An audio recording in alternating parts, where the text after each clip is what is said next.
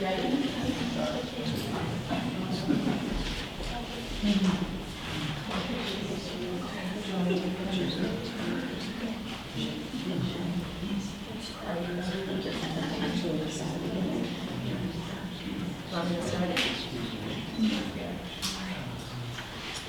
Hello, good evening, everybody. I'm Queen Allotey-Pappoe. Now I know the slide is working, so I better start moving. My father had an impeccable sense of fashion. And he once said to us, when I die, bury me with my shoes. So those shoes, and this was somebody who had gout, and he wanted us to bury him with his shoes. So that was the sort of person he was. He had this saying every day. He was so profound in his life. He said, life is meant to be lived here on earth, not in the grave. And so he just always was vibrant.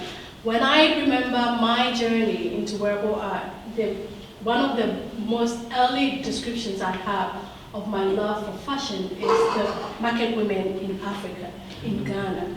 It's such a picturesque view. You cannot take your eyes off the people in there. When you look at the fabrics from back home, it's so full of life, it's so full of action, it's so full of movement. It just epitomizes my father's mantra. Life is meant to be lived here, not in the grave. So party on. I was set to go to law school to become a lawyer. I was going to fight injustice. I was going to empower people other ways. But then after I did a little soul searching, I started thinking maybe I should teach. I was convinced I was going to either teach from the pulpit or teach from the classroom, or in one or the other.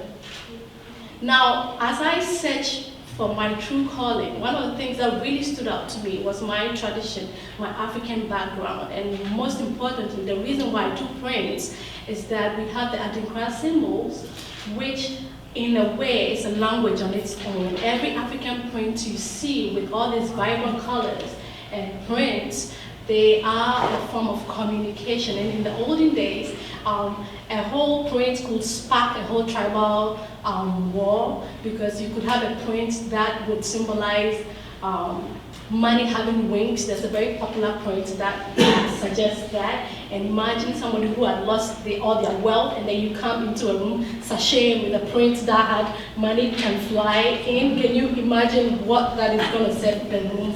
So most of the prints that people would wear was communicating, and it was just a way to lift themselves up. Now for me, having found my calling in just dressing and making clothes, I realized that it just wasn't about clothes anymore. It wasn't just about, I felt like fashion was vain.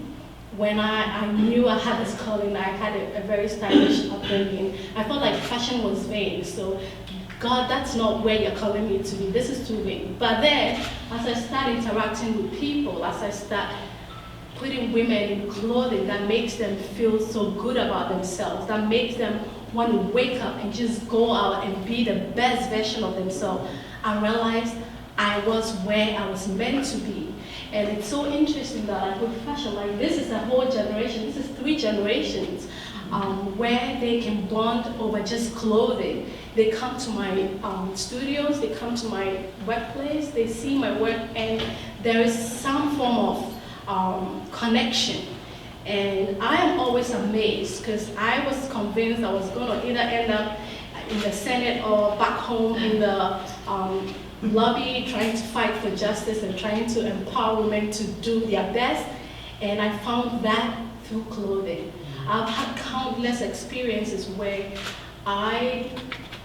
through clothing, we've both been reduced to tears, both the wearer and myself, because we find a very common connection. Now, what am I trying to say? I find that life is art. Living is art. And for me, wearable art is a way of encouraging people to live. And the reason why I decided that it has to be ready to wear is I want it to be here and now. I don't want it to be a special occasion. I want you to walk into the room, sachet, and feel free and happy about whatever you do.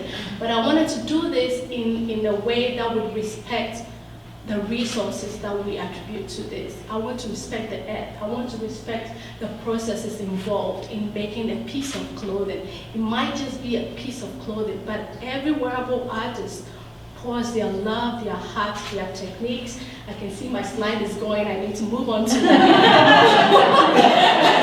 Now this, the other passion for which I decided to do clothing and being sustainable is the waste we are creating with our clothing. My motto and my one advice to people is, if it doesn't make you happy, don't get it. If you don't need it, don't get it. If this is gonna be a piece that you would throw out tomorrow, don't get it.